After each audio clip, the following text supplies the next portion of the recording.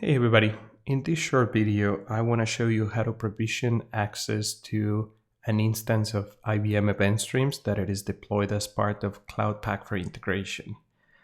This kind of access is at the instance level. It's not granular to Event Streams.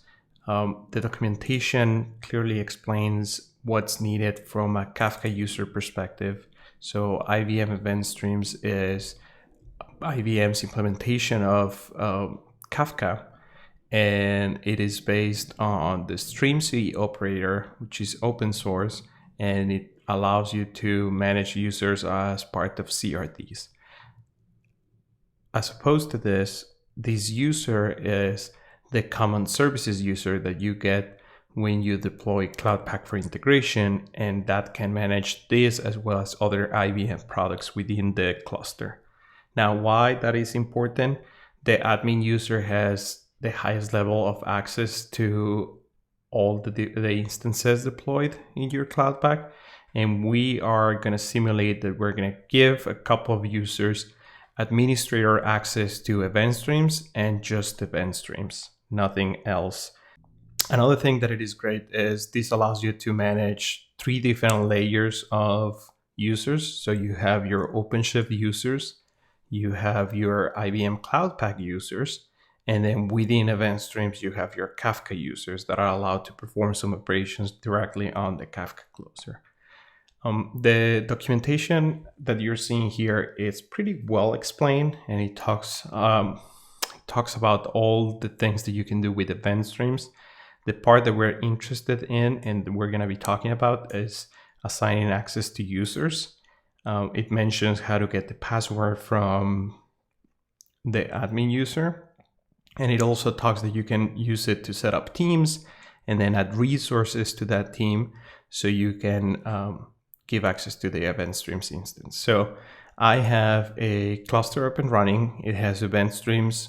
That's the name of my namespace. It is here. Everything is working fine.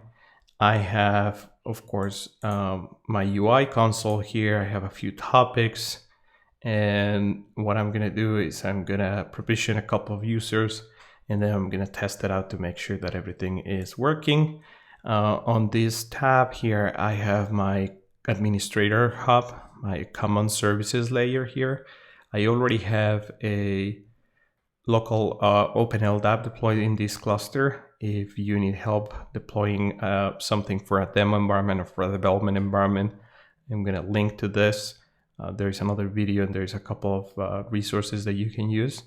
I have teams. I have my default team, which is the one that gets created. It has 0 groups and 0 users. So there's nothing to be there. I do not recommend you to do any changes in here. And then some service IDs get created automatically. And even when you update the cluster, when you do some operations on it. So to start, the first thing we're going to do is we're going to create a service ID that represents the event streams cluster. So I'm going to click here and I am going to put here event streams admin. That's the name. I guess instance is a better name. And then I am going to select only the namespace where my event streams is deployed. There is nothing else to do here. I'm going to do create, and now I have my service ID created in here. Now the next thing that I'm going to do is I am going to create a team. So for my team, it's going to use the name event streams admins. These are all the people that are allowed to manage this. And I'm going to use my Open LDAP, and I'm going to look for user here. And actually, I don't want a group. I actually want users. So I am going to click on that tab, click on users. I have 4 users in this sample environment. So I am going to go ahead and add those 2. And I am going to click create. Once I have my team created, now I need to assign the service ID into the team. So I come here, I can review groups or add. I see that I have my 2 users in here. I have resources, there is nothing, and service IDs. So I am going to come here to resources, manage resources, and then I am going to select event streams. I'm going to click save, and then I'm going to click service IDs, and I am going to add the one service ID that is associated to the same resource that was selected, and I am going to click add. Once this is good to go, then I have a couple of users that are allowed to manage the Event Streams instance as administrators. How do we test that? So I have my UI URL here. So what I'm going to do is I'm going to open an incognito window, and I am going to attempt to log in into this using my enterprise LDAP, and my user is user1. And I am gonna get my password here. I have my password pasted in here. I'm gonna click login, and I should see that user1 has access to do pretty much anything within my instance. Now, to test this one more time, what I am gonna do is I am going to log out from here. I could see user1 in here. So what I'm going to do is I'm just going to close it out. I'm going to open another screen, and I am going to attempt to log in with one of the other users that was let outside of it. So enterprise LDAP, and I'm going to do user3. I am going to bring my password,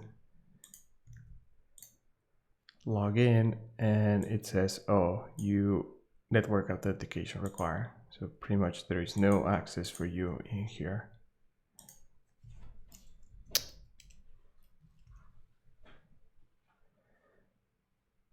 Now this is an interesting error because it is basically saying like this user doesn't really exist in this application. So what I want to show you is what happens if that user is created, but it is not part of this team. So I am going to come here to Teams, and let's say that I'm going to create another user called API Connect admins. And then on that one, I want to add user 3 and user 4.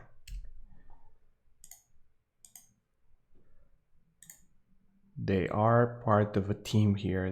They're documented in here, but they are not allowed to access event streams.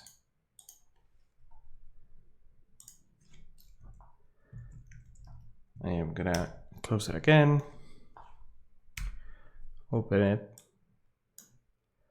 I use enterprise LDAP. I use user let's see 4, which is the same as user 3. I click login. Now, as you can see, the authentication actually get to the point where it knows that the user exists and it just doesn't have permission. So there are two layers. One is making sure that the user exists, and it's showing you the other error. This one, the user exists but just don't have any permissions. With that, you should be able to provide a good level of access to your Event Streams instance to your users, and not worried about giving too much access because you are sharing the admin username and password that it is installed in Common Services by default. Thank you for watching.